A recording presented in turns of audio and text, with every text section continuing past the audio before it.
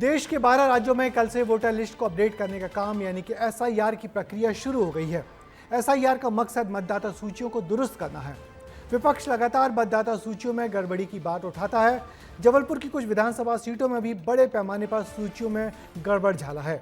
हमारे संवाददाता दुर्गेश साहू ने ऐसी ही कई गड़बड़ियों को सामने लाने की गंभीर कोशिश की है। देखिए उनकी ये रिपोर्ट।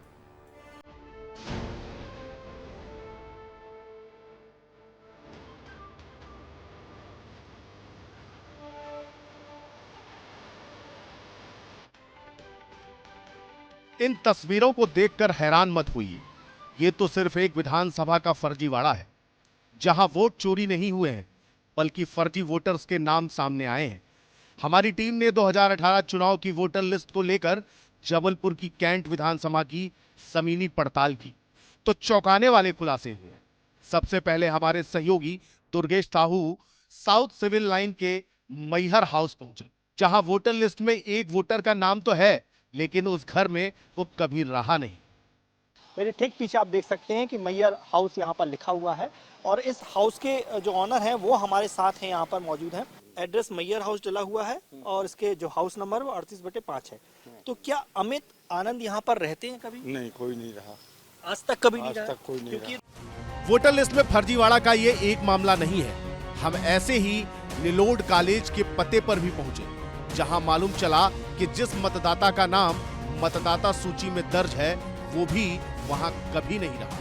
कि नैनॉल्ड कॉलेज सेम पता आपको लिखा हुआ है। रामदास पिता का नाम है, जो मतदाता है उसका नाम घनश्याम है और उसका हाउस नंबर भी 571 है। कितने सालों से रह रहे हैं? मैं 40 साल से रह रहा हूँ। ये घनश्याम मतदाता है और पिता का नाम रामदास है। नहीं, ऐसा तो कोई नहीं। दो नाम मुझे एक ही एड्रेस पर मिले, लेकिन दोनों ही व्यक्ति मुझे यहाँ पर नहीं उपलब्ध हुए। 2018 के वोटर लिस्ट में हुई गड़बड़ी का मामला यही नहीं रुकता है। इस लिस्ट के आधार पर हुए फर्जीवाड़े को आप तस्वीरों में देख सकते हैं। कैंट विधानसभा के सर्रा पीपल क्षेत्र में दिनेश अपनी पत्नी कुसुम के साथ रहते हैं, लेकिन इससे कुछ कदमों की दूरी पर मरघटाई रोड पर एक और दिनेश, लेकिन उनकी पत्नी का नाम कुसुम नहीं है। इसी तरह डीडी कॉलोनी में रहने वाले सुधीर के नाम वोटर लिस्ट में 2 जगहों पर है। दरअसल जबलपुर के कांग्रेस नेता आलोक मिश्रा ने विधानसभा चुनाव 2013, 2018 और 2023 की वोटर लिस्ट निकाली है और कई गंभीर आरोप लगाए। हालांकि कैंट विधानसभा से बीजेपी विधायक ने इन आरोपों को खारिज कर दिया है। चुनाव आयोग ने ये कह रहे हैं कि हमारे पास कोई शिकायत नहीं कर रहा है। ये बात उनकी बिल्कुल झूठ है। चुनाव लड़ा है। आज की तारीख में जो वोटर लिस्ट बनी हुई है पूरे देश में, मैं साप्रमाण आपके सामने रखा हूँ। 2018 के चुनाव में मैंने जाके वोटर लिस्ट पूरी तरीके से बनाई। उसमें एक ही नाम के 5-5 लोग हैं एक विधानसभा। जनता को भ्रमित करना ये कांग्रेस का इस समय कोई मुद्दा न होने के कारण 2018 में चुनाव हुए, 2013 में चुनाव हुए, 2023 में चुनाव हुए, लोकसभा के चुनाव हुए। इतने वर्षों तक ये क्या करते रहे? क्या इन वोटर लिस्ट को चेक नहीं कर पाए क्या? जबलपुर ही नहीं, कांग्रेस ने कई जिलों में ऐसे गंभीर आरोप लगाए हैं। मध्य प्रदेश में एसआईआर शुरू होने पर तो नेता प्रतिपक्ष उमंग सिंघार ने इसकी परिभाषा ही बदल दी और 50 लाख वोटर काटने के आरोप लगाए। 25 लाख से ज्यादा लोग बाहर काम करते हैं, तो क्या एसआईआर के अंदर 1 महीने के अंदर क्या उनको मध्य प्रदेश आना पड़ेगा?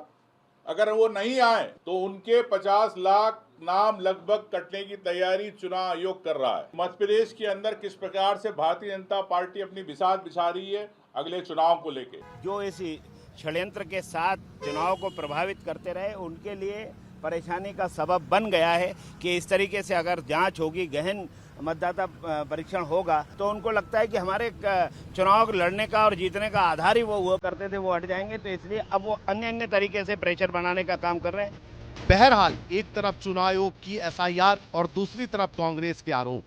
चुनाव के 3 साल पहले इन हलचलों ने राजनीतिक पारा हाई कर दिया, तो जनता भी असमंजस में। ब्यूरो रिपोर्ट, विस्तार न्यूज। तो सच्चाई ये भी है कि पिछले 21 सालों से विधानसभाओं की मतदाता सूचियों की सुध नहीं ली गई। बस चुनाव के वक्त ही इनका ध्यान आता है, जिस वजह से कई जगहों पर फर्जी वोटों की भरमार हो गई है।